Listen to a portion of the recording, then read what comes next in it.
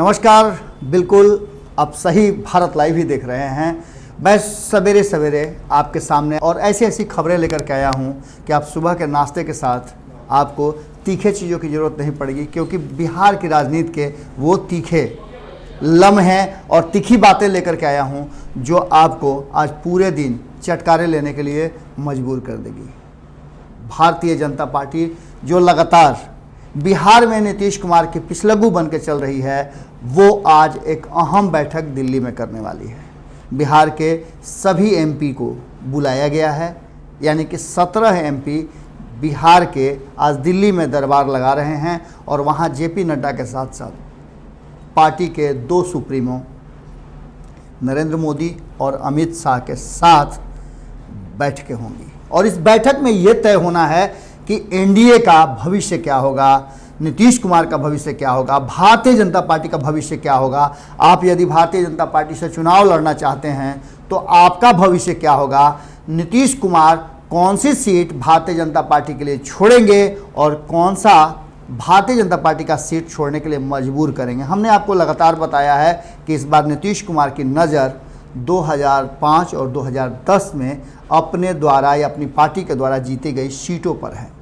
आपको पता है कि अभी नीतीश कुमार के 70 के आसपास विधायक हैं। इन विधायकों के साथ साथ जो चुनाव 2015 में हुए थे, आपको भी पता है कि दोनों ही अलग अलग चुनाव लड़े थे, लेकिन इस बार नीतीश कुमार और भारतीय जनता पार्टी एक बार फिर एक चुनाव बीच में गैप करने के बाद वापस आए हैं। 2005 और 2010 की स्थितियां कुछ अलग थी।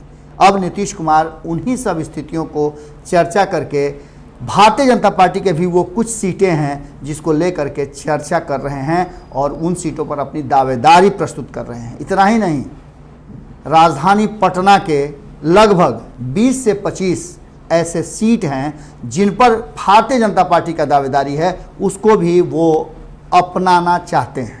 इन सब बातों को लेकर के कई तैयारियां हो रही हैं और कई ऐसे नेता हैं जो चुनाव लड़ने के लिए कमर कस चुके हैं। हमने कई नाम आपको बताए हैं, पर भारतीय जनता पार्टी कहीं ना कहीं इस बार समझौता के मूड में नहीं है और उसके साथ एलजेपी पूरी मजबूती के साथ खड़ी है। आज के फैसले में बहुत कुछ तय होना है। ये तय होना है कि भारतीय जनता पार्टी कहाँ, किस करवट बिहार चुनाव को लेकर के जाना चाहती है और नीतीश कुमार के भविष्य का क्या होगा। अगर नीतीश कुमार इस बार अपनी शर्तों पे एनडीए को, भारतीय जनता पार्टी को और अन्य साथी दलों को झुकाना चाहते हैं तो शायद ये संभव नहीं हो सके, क्योंकि आपने देखा होगा कि जितना त्याग करना चाहिए उतना भारतीय जनता पार्टी कर चुकी है। लोकसभा चुनाव की बात करें या फिर अन्य मुद्दों की बात करें, भारतीय जनता पार्टी ने हमेशा नीतीश कुमार को आगे बढ़ाया है और खुद बैकफुट पे आई है। लेकिन इस बार जो 17 एमपी हैं वो और 50 के आसपास जो विधायक हैं, वो कोई भी समझौता करने के लिए तैयार नहीं है। पार्टी को स्पष्ट तौर पे संकेत दे दिया गया है कि अगर कुछ भी हुआ तो लोकसभा नहीं है, ये विधानसभा है और पार्टी को टूटने से कोई नहीं बचा सकता है।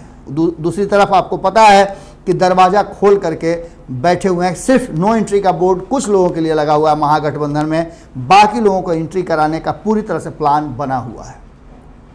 वहीं दूसरी तरफ नीतीश कुमार के एक नए फैसले को लेकर के भी भारतीय जनता पार्टी में रोष है। वो रोष है जीतन राम मांझी। अब तक जीतन राम मांझी का कोई फैसला नहीं हुआ है। उसके पीछे कारण सबसे बड़ा भारतीय जनता पार्टी ने स्पष्ट कर दिया था कि जो भी लोग महागठबंधन या अन्य किसी दल में भी आ रहे हैं, महागठबंधन से टूट करके एनडीए में, तो वो ये बात समझ लें कि उनके लिए ये जरूरी नहीं है कि उनका सीट सुरक्षित है। आप समझ सकते हैं कि ये बहुत बड़ी बात है। और इन बातों के साथ जेपी नड्डा के साथ, जो कि बिहार को अच्छी तरह से जानते हैं, बिहार में राजनीतिक शुरुआत उनकी हुई थी और बिहार से ही वो राजनीति की पाठशाला के छात्र बन करके बाहर गए थे, तो ऐसी स्थिति में वो खूब समझते हैं बिहार की राजनीति को, नब्ज को, और उनके फैसले क्या होंगे आज शाम तक पता चल जाएगा।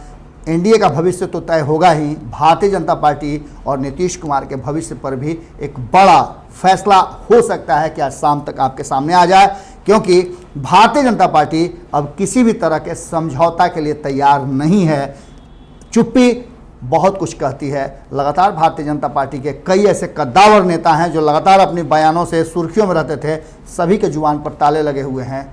कई लोगों से हमारी बात हुई है, वो सीधे तौर पे कह रहे हैं कि उनके पास कोई शब्द नहीं है बोलने के लिए, फैसला आला कमान यानी कि पार्टी के सुप्रीमो को करना है और उनके तरफ से इजाज़त मिलते ही फिर पूरी ताकत के साथ वो स्पीड में रॉकेट साइंस की तरह, रॉकेट की तरह वो अपने बयानों पर आ जाएंगे।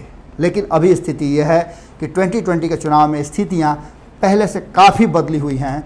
कोरोना काल है, भारतीय जनता पार्टी ने क्या कुछ किया बिहार के लिए वो मुद्दा है। नीतीश कुमार भले प्रचार न करें, लेकिन भारतीय जनता पार्टी के इन नेताओं को स्पष्ट निर्देश है कि बिहार की योजनाओं को प्रचारित करें या न करें, प्रधानमंत्री नरेंद्र मोदी की योजनाओं को बताएं। और इस बैठक को लेकर के सभी आशान्वित हैं, खास करके वो जो चुनाव लड़ने वाले कैंडिडेट हैं, प्रत्याशी हैं। हो सकता है कि कई लोगों की लॉटरी भी खुल जाए और भारतीय जनता पार्टी इस बार एक बार फिर से, जिस तरह से 2015 में 150 सीटों के आसपास लड़ी थी, इस बार हो सकता है कि स्थिति बिल्कुल वही हो और नीतीश कुमार के लिए एक अलग रास्ता 2014 में जिस तरह से उन्होंने लड़ा था चुनाव लोकसभा का, बिल्कुल अलग थलग होकर के वही स्थिति हो जाए। जुड़े रहें भारत लाइव के साथ, खबरों का सिलसिला लगातार जारी है। नमस्कार।